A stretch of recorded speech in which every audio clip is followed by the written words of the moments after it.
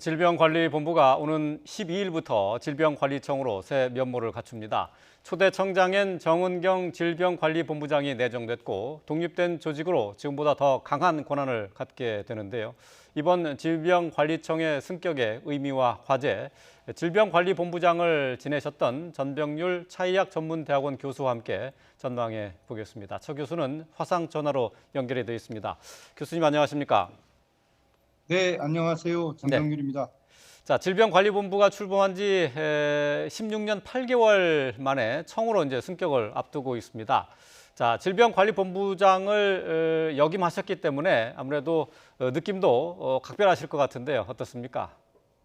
네, 2004년도 사스 이후에 노무현 대통령께서 그 국립보건원 운영 체계를 질병관리본부 체제로 이제 승격 변화를 시켜주셨습니다. 예. 그 이후에 이제 감염병 업무에 대해서 전반적인 업무를 총괄하던 그런 상황에서 2015년도 메르스를 맞이해서 본부장을 이제 차관급으로 이제 그 직급을 상향 조정을 했고요. 예. 이번 코로나를 맞이해서 역시 외청으로 분리를 시켰습니다. 상당히 감회가 새롭고요.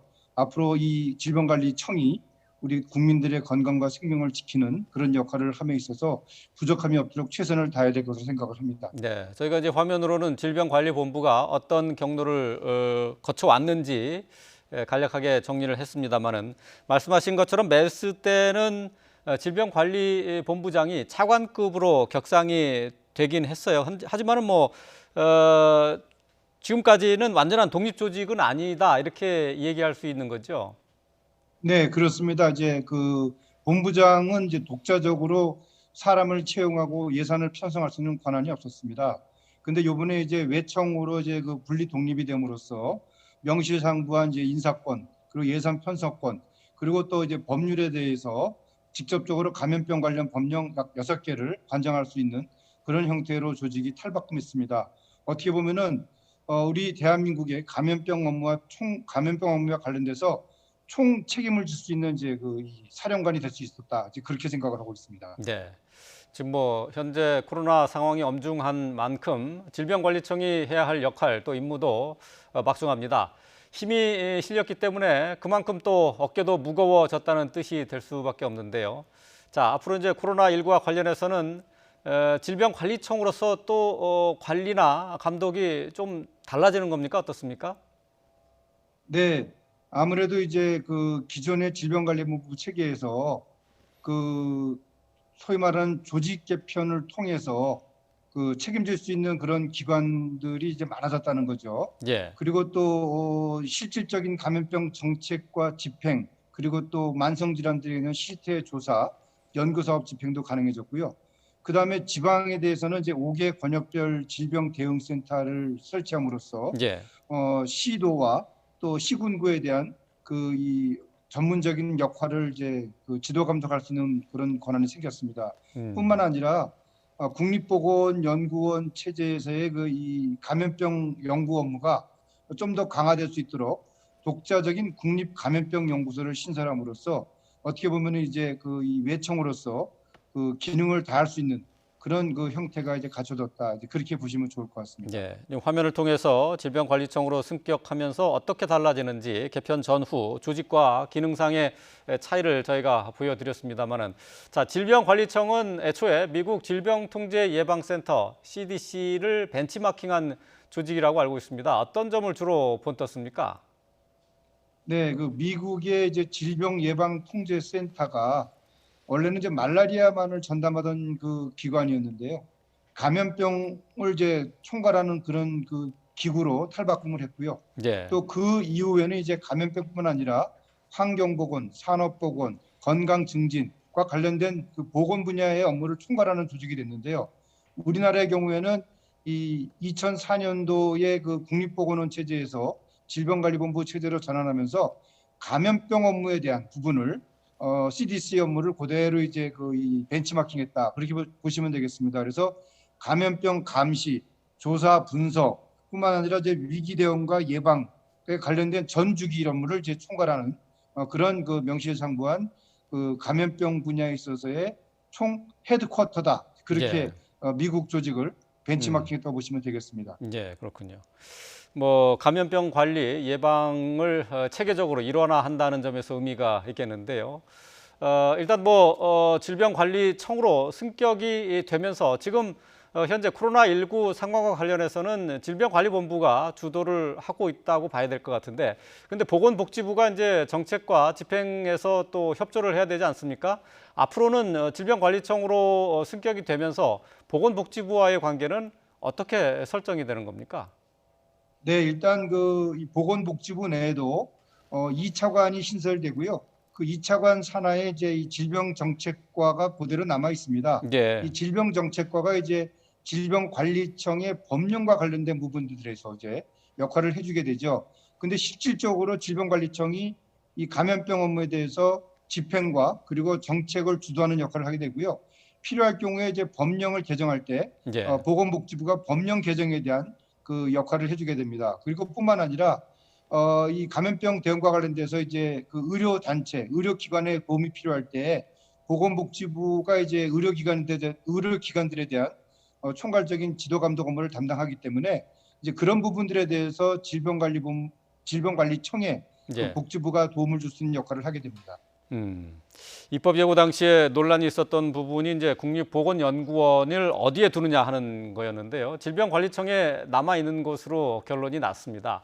자, 뭐 이렇게 지금 국립보건연구원이 질병관리청에 남아 있는 것이 뭐 어떤 의미를 갖고 있는 건지 좀 설명을 해 주시죠.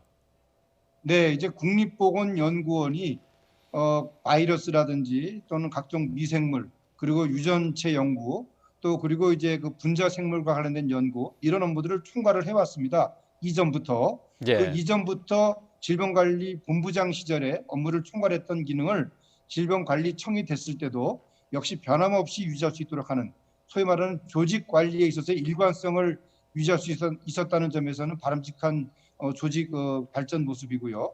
이 국립보건연구원도 이 연구원장이 이제 그 청장의 지휘를 받음으로써 예.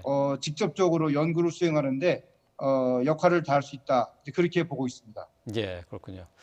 자, 지금 뭐 질병관리청으로 승격이 되면서 새로운 수장으로 이번 코로나 위기에서 존재감을 보였던 정은경 질병관리본부장이 내정이 된 상태인데요. 앞서 잠시 설명했습니다만은 보건복지부의 이제 2차관 자리도 이제 신설이 됐는데, 자, 앞으로 질병 관리와 예방 또 집행에 있어서 이들의 역할이 중요하다고 볼 수밖에 없죠.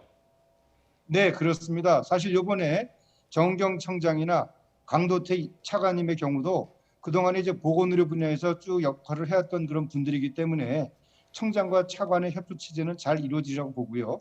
특히 정경 청장의 경우에는 지난 1월 20일부터 현재까지 차분하고 그리고 또 이 무게감 있는 그런 역할로 질병관리본부를 잘 이끌어 주셨습니다. 국민들로부터 질병관리본부의 어떤 위상을 한 몸으로 다 책임질 수 있었던 그런 인식을 받을 정도로 예, 상당히 역량도 있고 그리고 또 위기관리 능력도 충분한 그런 분으로서 충분한 역할을 하리라고 생각을 합니다. 예. 자, 앞으로 이제 독립기관의 외형을 갖추고 시작하는 만큼 과제도 많습니다. 자, 우선 질병관리청이 독립된 기관으로 업무 역량을 빠르게 갖추는 게 성공의 관건이 될 텐데요.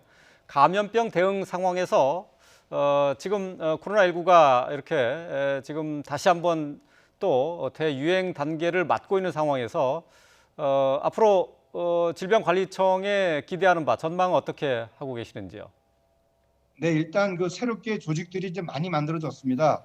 그 새롭게 만들어진 조직을 초기 과정에서 잘 추스려서 현재의 코로나19 대유행을 앞둔 상황에서 흐트러짐이 없도록 하는 즉 조직을 정비하고 그리고 또 새롭게 채용되는 인력들에 대해서 역할을 충실히 수행할 수 있도록 하는 리더십을 보여줌으로써 예. 안정적인 그런 출발을 기대해 보고 싶습니다. 예.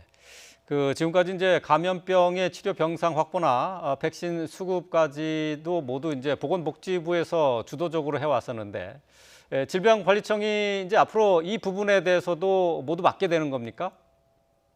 네, 일단은 감염병과 관련된 의료 자원의 확보 그리고 또 동원 이런 부분들을 지금 질병관리청장이 맡아서 할 수 있도록 그렇게 역할을 부여를 했습니다. 네. 그러나 그럼에도 불구하고 의료 업무 전반에 대해서 보건복지부가 총괄을 하고 있기 때문에 앞으로도 계속해서 보건복지부에 지원을 받아야지만이 질병관리청장으로서의 역할을 수행함에 있어서 착오가 없고 혼선이 없을 것으로 생각을 합니다. 예. 앞으로 이제 질병관리청의 감염병 대응 역량도 이제 관심이 가는 부분인데요. 근데 실제로 방역의 손발은 사실상 지역의 보건소가 담당하고 있지 않습니까? 근데 이 질병관리청에서 5개 질병대응센터를 만든다고는 하지만은 글쎄요, 현장에서 실제로 움직이는 인력은 각 지자체의 보건소가 중심이 돼야 될 텐데 어떻게 균형을 맞춰야 될까요?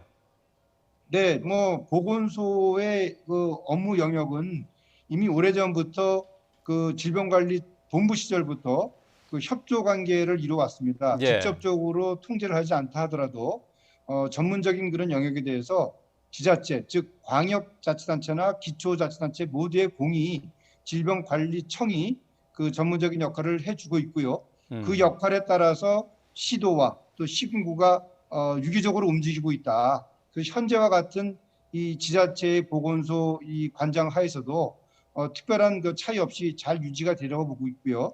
특히 이 이번에 그 5개 지역 센터가 만들어짐으로써 물리적으로 더 이제 가까운 그런 상황에서 시도나 지자체 업무를 즉각적으로 지원할 수 있는 그런 시스템이 만들어졌다는 점에서 훨씬 더 그 신속하게 이 감염병 대응 업무를 지자체가 수행할 수 있지 않을까 그렇게 생각을 합니다. 네.